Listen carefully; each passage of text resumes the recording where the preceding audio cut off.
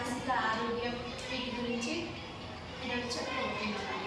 First నేల అనేది ఎలా కాలుష్యం అవుతుందంటే మనం వాడే ఎరువులు కావచ్చు, లేదా మనం వాడే ఫర్టిలైజర్స్ కావచ్చు, ఎరువులు కావచ్చు, ఇలా పొలాల దగ్గర మందులు వేయడం, దానివల్ల మళ్ళీ మనం యూజ్ చేసే ప్లాస్టిక్ కవర్స్ ఎక్కడెక్కడ పడితే అవి చాలా రోజులు మొత్తం కొన్ని కరిగిపోయేటుంటాయి, కొన్ని కరగనిట్టుంటాయి. అవి భూమిలోకి వెళ్ళి కరగకపోవడం వల్ల అది కాలుష్యం అనేది జరుగుతుంది.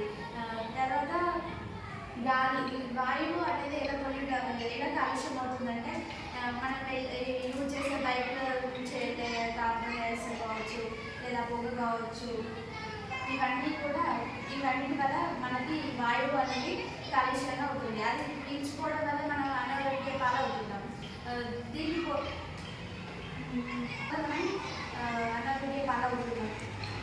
నెక్స్ట్ నీరు అనేది ఎలా పొల్యూట్ అవుతుందంటే మనం ఎక్కడికైనా వెళ్ళినప్పుడు ఇప్పుడు వాటర్ కాలుష్యం అనేది మనం అందులో ఫర్టిలైజర్స్ కూడా ఫర్టిలైజర్స్ కలపడం కావచ్చు, లేదా ప్లాస్టిక్ కలపడం కావచ్చు.